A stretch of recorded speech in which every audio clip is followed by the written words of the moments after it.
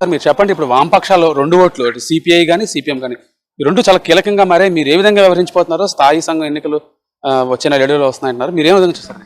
ఈరోజు మున్సిపల్ కార్పొరేషన్లో రాజకీయాలు అనేటువంటివి వ్యాపార రాజకీయాలుగా మారిపోయినాయి. అందువలన వైసీపీలో ఉండే కార్పొరేటర్లు ఏమో తెలుగుదేశంలోకి గారిపోతున్నారు, వీళ్ళు అధికారంలోకి వచ్చారు. రేపు మళ్ళీ ఇంకొక అధికారంలోకి ఇంకో పార్టీ వచ్చింది, వీళ్ళందరూ కూడా అందులో జంప్ అవుతూ ఉంటారు. ఇలాంటి విలువలు లేనటువంటి రాజకీయాలు అనేటువంటి ఆంధ్ర రాష్ట్రంలో నడుస్తూ ఉన్నాయి. వీటిని సిపిఎం పార్టీ తీవ్రంగా వ్యతిరేకిస్తుంది. సిపిఐ సిపిఎం పార్టీ నుంచి 2 కార్పొరేటర్లు మున్సిపల్ కార్పొరేషన్లో ఉన్నాయి. రేపు స్టాండింగ్ కమిటీ ఎన్నికల్లో ఈ స్టాండింగ్ కమిటీ ఎన్నికలు అనేటువంటివి ఈరోజు జీవీఎంసీలో ఈరోజు అవి ఒక కమిషన్ల స్టాండింగ్ కమిటీగా మారిపోయింది. ప్రజలకు ఉపయోగపడేటటువంటి పనులు కాదు. 10 నుంచి 20% కమిషన్ తీసుకుంటారు. ఏది ఈ యొక్క స్టాండింగ్ కమిటీలో ఉండేటటువంటి వాళ్ళు ఎవరైనా సరే దానికోసం ఈరోజు పోటీలు పడుతూ ఉన్నారు. వాటిని మేము సిపిఎం పార్టీ తీవ్రంగా వ్యతిరేకిస్తుంది. కౌన్సిల్ని జరగనీయకుండా ఈరోజు స్టాండింగ్ కమిటీ ఎన్నికలు అనేటువంటి పేరు మీద 6 నెలల నుంచి ఎన్నికలే పెట్టలేదు, కౌన్సిలే జరపలేదు. ఎంత దుర్మార్గం అండి ఇది! కౌన్సిలే ఈరోజు ఎటువంటి అధికారాలు లేకుండా రాష్ట్ర ప్రభుత్వాలు తొంగలో తొక్కేసింది. ఈరోజు నిధులు అనేటటువంటివి కౌన్సిల్ దాకా అలాట్మెంట్ అనేటువంటి జరగనీయకుండా 3 నెలల లోపు కూడా కౌన్సిల్ సమావేశం పెట్టుకోనీయకుండా మధ్యంతరంగా ఈ స్టాండింగ్ కౌన్సిల్ తీసుకొచ్చేసి అడ్డగోలుగా తమకు అవసరమైన పనులు అనేటువంటి చేపించుకుంటూ అందులో నిధులు అనేటువంటి పెద్ద ఎత్తున కమిషన్లు పొందుతున్నారు. అటువంటి ఎన్నికల్లో సిపిఎం పార్టీ కానీ సిపిఐ కానీ పాల్గొదు. అవి కమిషన్ల కోసం పాకులాడేటటువంటి స్టాండింగ్ కమిటీకి సిపిఎం సిపిఐ వామపక్షాలు అనేటువంటి వ్యతిరేకం అనేటువంటిది కూడా మేము అందరికీ ప్రజానీకం తెలియజేస్తున్నాం. రేపు ఎన్నికల్లో సిపిఎం పార్టీగా ఈ స్టాండింగ్ కమిటీ ఎన్నికల్లో పాల్గొదు అనేటువంటిది కూడా తెలియజేస్తాం. వైసీపీలో కొంతమంది మంచి వాళ్ళు ఉన్నారు, వాళ్ళని తీసుకుంటున్నాము, దానివల్ల ఎలాంటి ఇబ్బందులు ఉండవని చెప్పి. మంచి చెడు ఏమిందంటే వ్యాపారాలన్నీ రాజకీయం అయిపోయిన తర్వాత రాజకీయాలన్నీ వ్యాపారం అయిపోయిన తర్వాత మంచి చెడు ఏముంది? నేను 100 కోట్ల రూపాయలు సంపాదిస్తానా 10 కోట్లు సంపాదిస్తాను తేడా తప్ప. కొంతమంది నిజాయితీ పరులు ఉన్నారు. ఆ నిజాయితీ పరులు అటు ఇటు జంపింగ్ చేసేటటువంటి వాళ్ళు చాలా తక్కువ. అటువంటి వాళ్ళు ఏమి లేవు. మొత్తంగా చూసుకున్నప్పుడు రాష్ట్ర రాజకీయాల్లో ఏ పార్టీ అధికారం ఉంటే ఆ పార్టీలోకి జంప్ అవటం అనేటువంటి ఇది ఒక సర్కస్ కంపెనీ. ఈ సర్కస్ కంపెనీలో పార్టీలు వేరు తప్ప వీళ్ళందరూ ఈ గుంపే. ఈ యొక్క సర్కస్ కంపెనీ ఈ మనుషులు అటు ఇటు తిరుగుతారు, జనాలు మోసం చేస్తూ ఉంటారు, రాష్ట్రాన్ని లూటీ చేస్తూ ఉంటారు అనేటువంటిది సిపిఎం పార్టీ. 5 ఏళ్లలో ఎన్నో కుంభకోణాలు జీవీఎంసీ కేంద్రంగా జరిగాయనేది మీరు చాలా గొంతు ఎత్తి విప్పారు. అవేమైనా దారికి వచ్చే అవకాశం ఉందా? వాటి మీద ఏమైనా ఎంక్వైరీ కమిషన్ కానీ?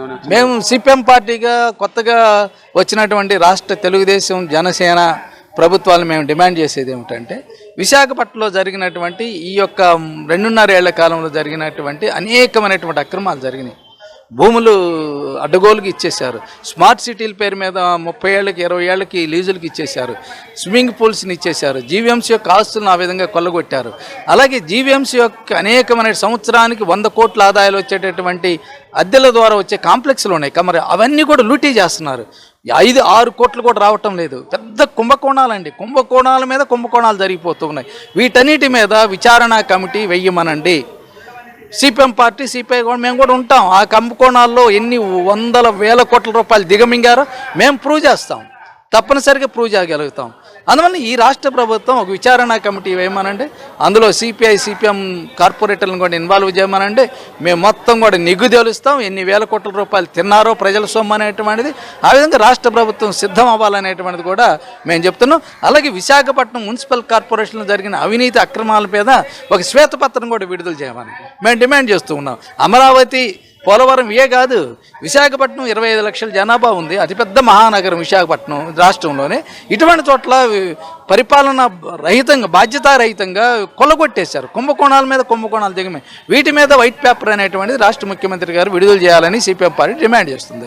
రాబోయే రోజుల్లో కౌన్సిల్లో బలమైన ప్రతిపక్షం కూడా ఉండే అవకాశాలు లేవు. ఎందుకంటే వైసీపీ వాళ్ళందరూ ఎక్కడెక్కడ సర్దుకునే ఆలోచనలు ఉన్నారు. దీన్ని ఏ విధంగా చూస్తారు? అసలు ఇలాంటి పరిస్థితి గతంలో కూడా ప్రతిపక్షమే లేదు. సిపిఎం సిపిఐ నోరెత్తి అనేక విషయాల మీద పోరాడాం తప్ప అప్పుడు కూడా తెలుగుదేశం అలాగే వైసీపీ ఈ రెండు అనేక విషయాల మీద ఒక కాంప్రమైజ్ అవుతూ ఉంటారు, కలిసే మాట్లాడుకుంటారు, కలిసే ఎజెండాలు పెడతా ఉంటారు, కలిసే ఓటింగ్ జరగనీయకుండా నిరోధిస్తూ ఉంటారు.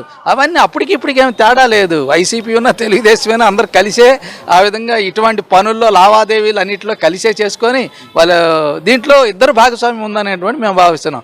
అదే కొనసాగుతుంది తప్ప ఇంకోటి ఏం కాదని మేము భావిస్తూ ఉన్నాం. ఫైనల్గా చెప్పండి, రేపు స్థాయి సంఘ ఎన్నికలు వస్తున్నాయి, అలాగే మేయర్కి పీఠానికి కూడా కొంత ఇబ్బంది కలిగే పరిస్థితులు వస్తున్నాయి. ఈ నేపథ్యంలో వామపక్షాలుగా మీరు ఎలాంటి స్టాండ్ తీసుకోవాలి? మేము ఈ ఎన్నికల్లో పాల్గొము. ఇవన్నీ కూడా అవినీతి రాజకీయాలు. ఈ రొచ్చులోకి సిపిఎం వామపక్షాలు అనేటువంటివి ఎటువంటి పరిస్థితుల్లో పాల్గొవనేటువంటిది మేము భావిస్తూ ఉన్నాం. ప్రజల పక్షాన్ని నిలబడతాం. ఇప్పుడు మేయర్ మారతారా లేదా అనేటువంటిది వాళ్ళు తెలుసుకోవాలి. అలాగే ఎంతమంది వైసీపీ నుంచి ఖాళీ అయిపోయి జనసేన తెలుగుదేశంలో చేరతారనేటువంటిది వాళ్ళు ఎన్ని తెలుసుకున్నా మేము ప్రజల పక్షాన్ని నిలబడతాం. ఈ ప్రభుత్వాన్ని ఎవరు మేయర్ వచ్చినా మేము కౌన్సిల్లోనూ బయట కూడా పెద్ద ఎత్తున ఉద్యమాలు చేస్తాం. అవినీతి అక్రమాల మీద నిలేస్తాము. ఆ విధంగా ప్రజాక్షేత్రంలో వాళ్ళందరినీ కూడా నిలబెడతామని మేము విజ్ఞప్తి చేస్తూ ఉన్నాం. Welcome to our YouTube channel. Don't forget to like, subscribe and share the videos.